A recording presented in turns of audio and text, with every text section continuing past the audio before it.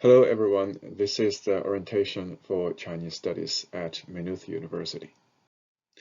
I will try to explain three things here. First, what is Chinese studies as an academic subject in Maynooth University?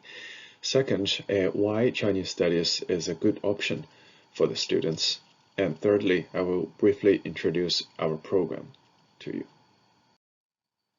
Chinese studies has a long history. It started in the 13th century when Marco Polo visited China through the Silk Road, and he brought a lot of Chinese inventions and products back to Europe. That's including paper, gunpowder, a compass, and spices, many of the things produced in China, porcelain ware as well.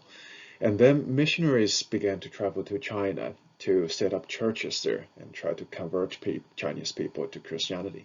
So in order to carry out the jobs, in order to set up churches there, they have to learn the language. They need to communicate with the local people to explain what is Christianity, who is God, and translate the Bible into the Chinese language as well. So they were the pioneers that started Chinese studies, both in terms of Chinese language and Chinese culture. And then scholars in Europe began to study Chinese philosophy, religion, and culture back in the 18th and 19th century. And then in 1814, that's more than 100 years ago, the first Chinese studies academic program was launched in a university in France.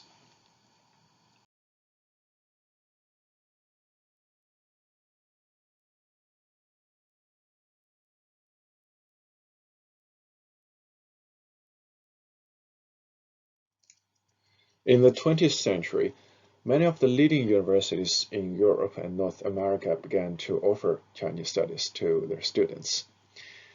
Most of the scholars focus on the traditional side of China, especially Chinese philosophy, religion, culture, and language, for example, Buddhism, Taoism, and Confucianism. Today, with the rise of Chinese economy, more and more people began to focus on the modern side of China, especially Chinese economy, politics, contemporary Chinese society, and China's international relations.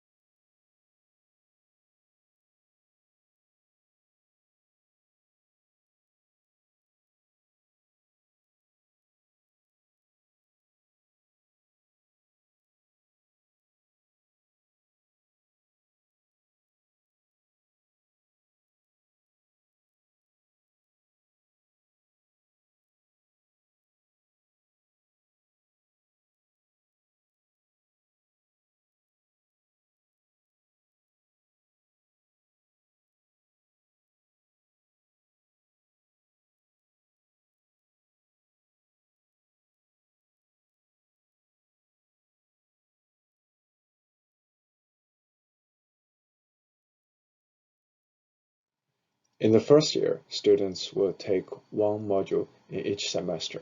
For example, the CN110 for semester 1 weighs 15 credits. That includes 3 lectures and 4 tutorials per week. In year 2, students will continue to improve their language, taking CN210 and CN222 in semester 1 and semester 2, and we will also offer content modules to help the students to understand Chinese society, culture, religion, and history. In the third year, students will have the opportunity to travel to China to study in one of our partner universities for 1 year as an Erasmus student. And you will focus on language learning during the year abroad in China and also to experience Chinese culture. In the final year, students will come back to Maynooth University to finish the final year and continue to improve their language skills.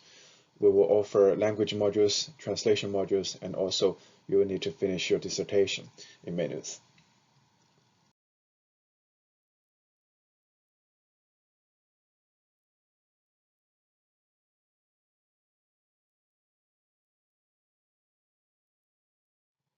Many people ask me, is Chinese a difficult language to learn?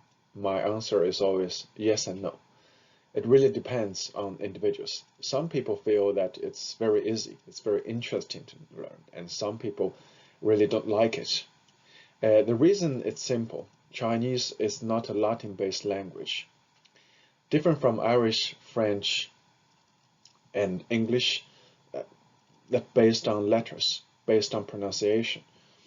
Chinese language was divided into two parts. One is pronunciation, and another part is the writing system, characters. And you can't find close relationship, connections between these two parts, which means that even you can speak and understand the language, it is possible that you can't read the characters. And this Pinyin system was invented in the 20th century, early 20th century, by Western people when they arrived in China, and then they try to pick up the language, to learn the language. They find it so difficult because everything is based on characters, which has nothing to do with the pronunciation. So they invented this system. It is based on the Latin letters, you can see. And then they divided the Pinyin system into two parts. One is initials, two is the finals, and then when you pronounce a Chinese word or character, you put the initials and finals together plus a tone, and then you write it down, and then you can pronounce it according to these letters. For example, ni hao, there, the blue words there, it means hello. But that's only for beginners.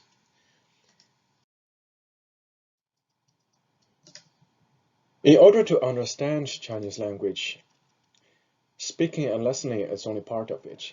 And you have to understand Chinese characters because that's the core of that language. The characters is not based on pronunciation like English or Irish or French. It is based on the shape of these symbols. It's still cave painting, I would say. For example, the first one here means the sun. The second character here means the moon, and the third one means water. And then in the blue box, these are the modern form of characters. You can see that they didn't change much over the past few thousand years. So these are the simple characters based on the shape of something, or we created this image to symbolize something. But how about complicated concepts? How about love? How about passion? How about research? And these words, we can't draw complicated characters to explain that. The solution is that we combine these simple characters together to create new characters or to create new words based on their meaning. For example, we can put the sun and the moon together to create a new character, and this one means tomorrow. And why is that? Because based on the meaning of the sun and the moon and put them together, the sunrise, and then you have the daytime, and then after that the moon will rise, and then it's evening time. Together they are 24 hours. So after 24 hours, the full circle of a day, and then that's tomorrow. It's based on the meaning of the sun and the moon, we created the word tomorrow. And this character also has another meaning. It means bright, because you have the sunshine, you have moonlight, you put these two kinds of lights together, and then it means bright. So that's how the character system works.